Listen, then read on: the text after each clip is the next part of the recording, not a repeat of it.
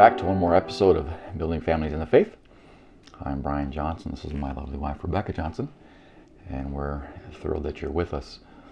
We're going to continue talking about some of the pitfalls of child rearing, especially in the infant age. And before that, let's go ahead and read a verse here. 1 Corinthians 14:40. 1 Corinthians 14:40, the Bible says, "Let all things be done decently and in order." And if you look at the Old Testament and you look at God when He gave instructions to His people, especially the Levites and the priests and those who were in charge, He was very specific and very detailed as to the instructions He would give. And God is a very structurally organized God, and I think we can definitely learn from that as well. So we're going to head off on that. Yes.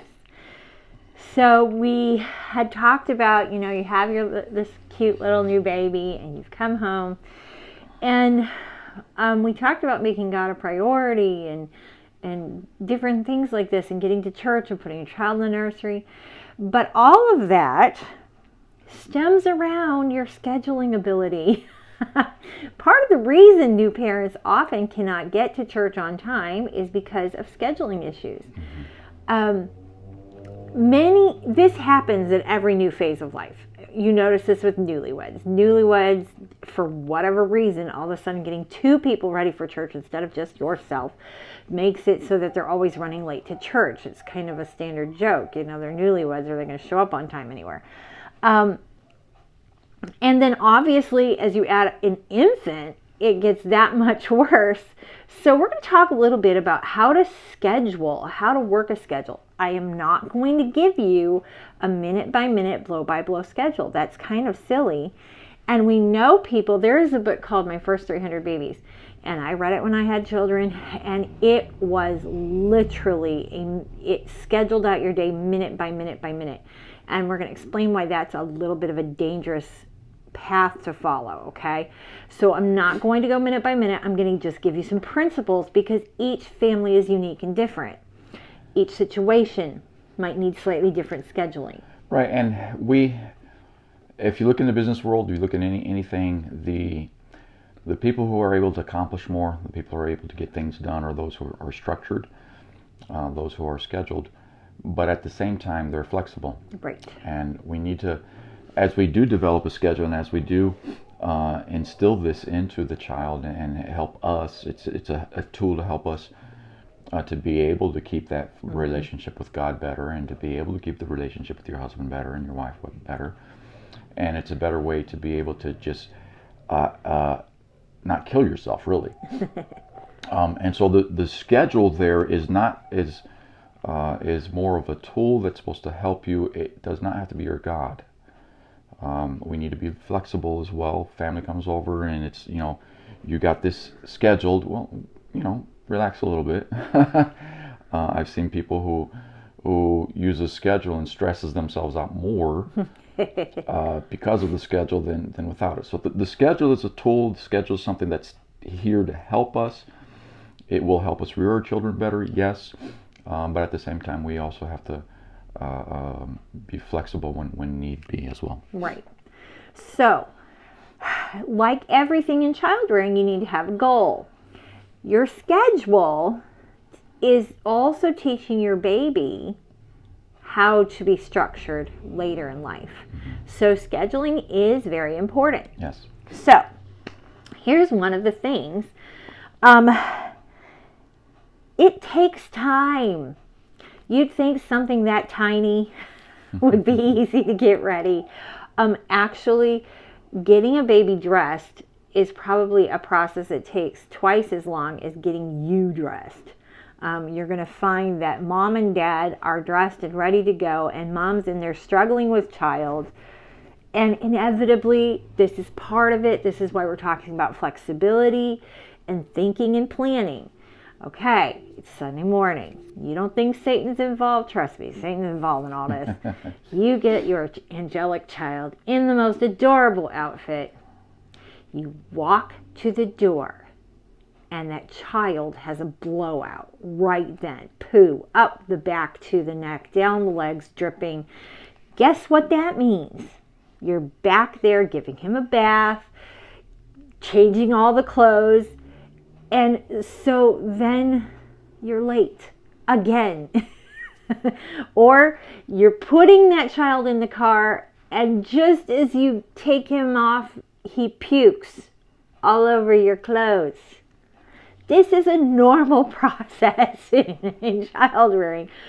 So we want to help you a little here. Some of these things you need to, like my wife said, every family's different.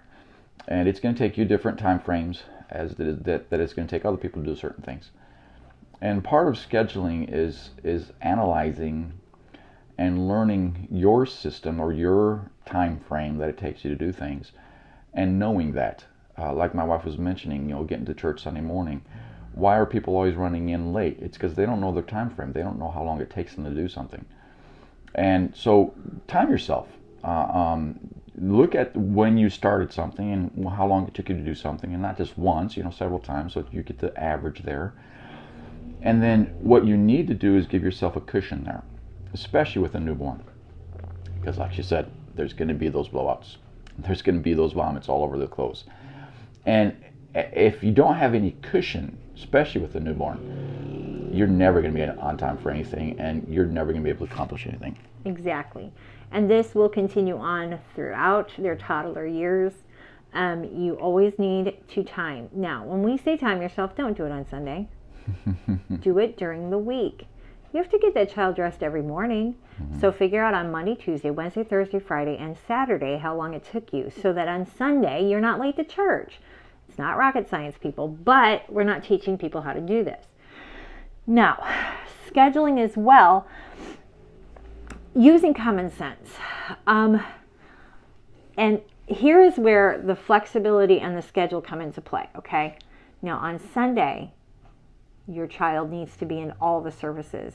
I am sick to death of this melted generation that won't bring their children to church on Sunday night because there might be something on Monday morning, like school or etc. Right. That's nonsense. That's where flexibility comes in. Your child can go to bed a little bit later one night a week. For heaven's sake, get over yourself. You would do it on Saturday night without any trouble. You have priorities, and church is a priority. So put that flexibility in there. But don't be an idiot and go to the grocery store at nap time. You're asking for trouble. Right. So there's some rigidity and there's some flexibility. You can't be too rigid in a schedule. I know mothers who live by the minute-to-minute schedule, and quite frankly, they're rude. And nobody wants to spend any time with them because, excuse me, Johnny needs to go and have 5 minutes of tummy time. I'll be with you in a moment. I'm sorry, but now we need to stop it. Okay, you need to be flexible. But you need to have a schedule of sorts. Now, I did not personally schedule feeding time. Okay, some mothers are very rigid, almost to the point that they have timers that go off on their cell phones. Oh, excuse me, I have to nurse right now.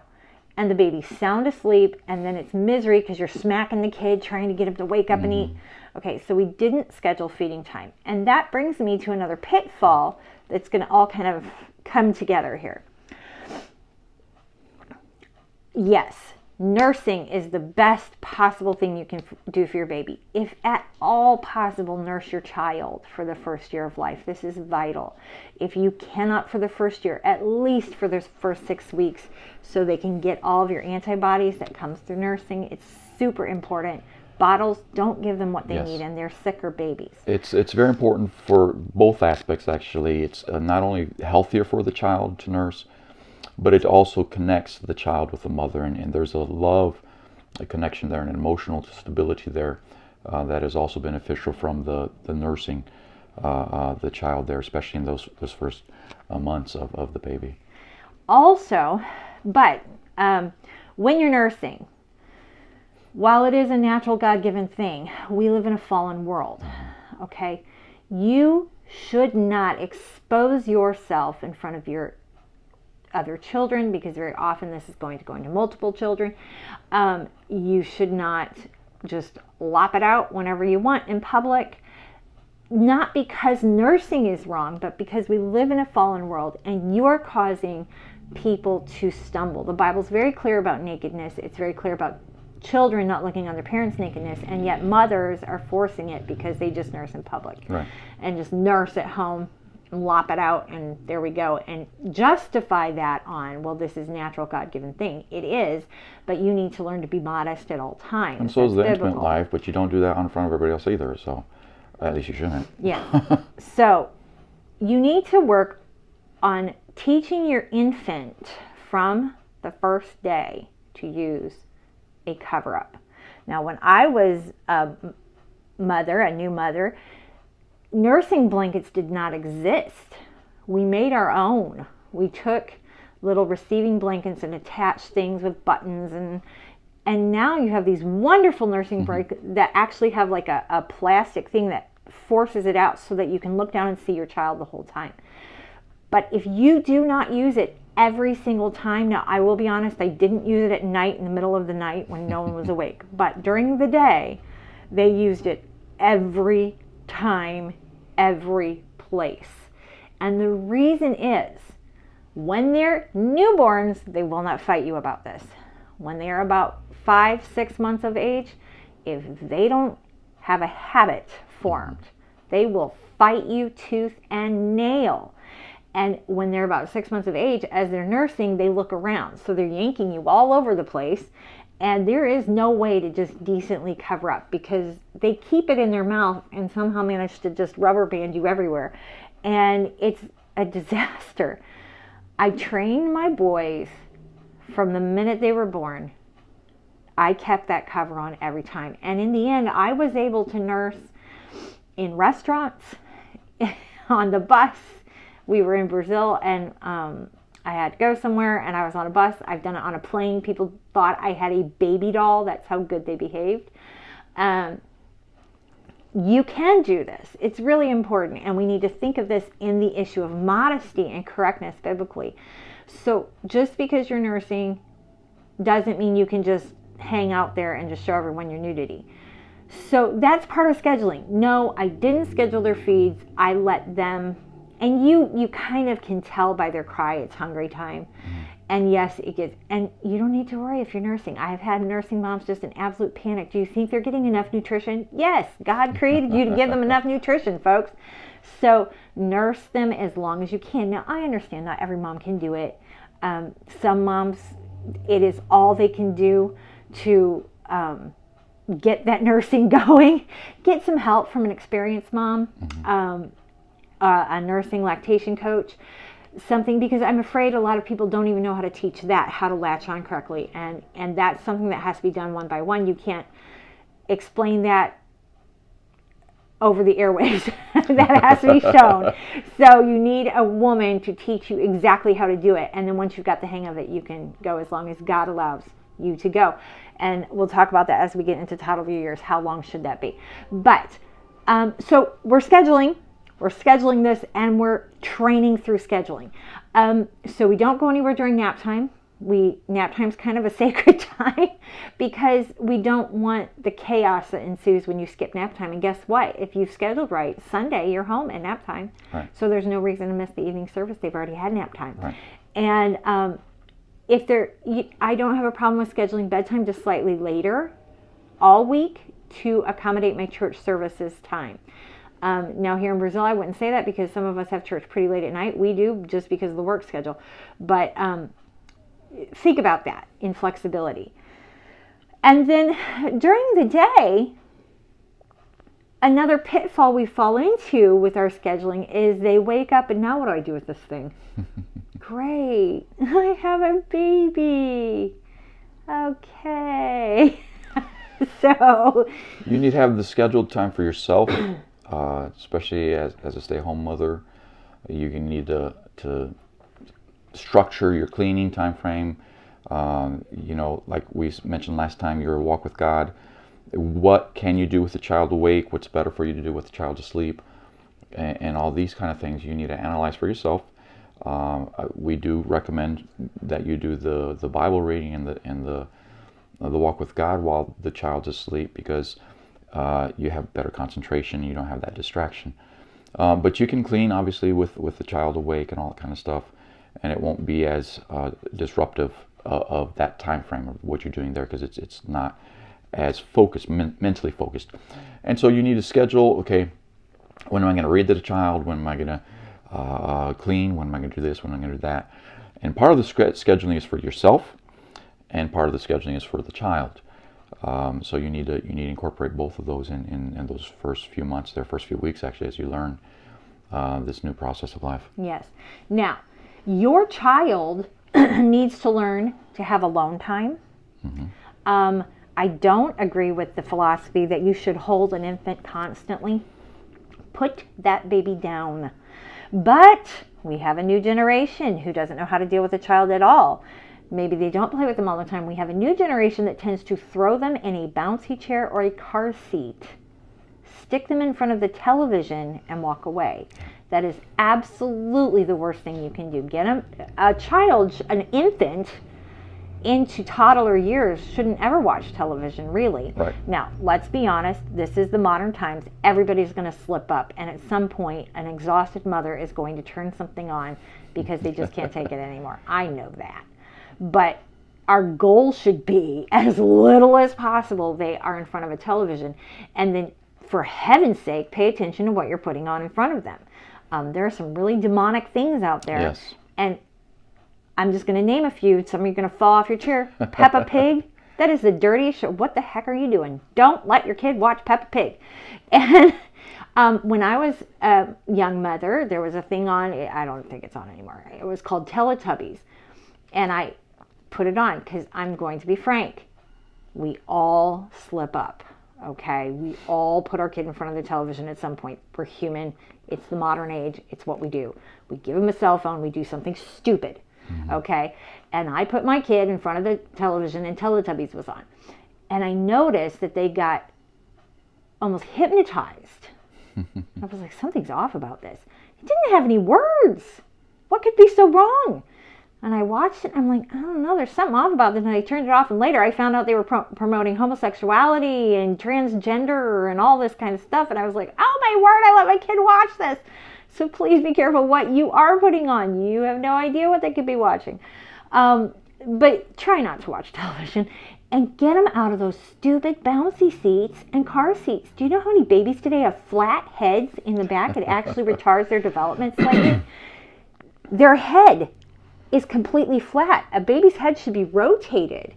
And because they're constantly pressed up on a car seat, that's not happening. Right. When you're taking them in and out of a car, there's no reason to wrestle that car seat in and out. They have things called kangaroos. Get them. Carry your child in the store. Carry your child into the church building unless your church nursery does not have accommodations like cribs and things and you have to have the car seat. There's no reason to carry the car seat in. Right. This is nonsense. There's parents that don't let go of their kids, don't put them down on the ground, are scared that too much dirt on the floor for them, and that's the opposite spectrum. And then there's others who don't even pick their kids up and have them in the car seat the whole time, and there's no interaction with the parent. So there needs to be a balance there. You do have to have time when you're holding your child.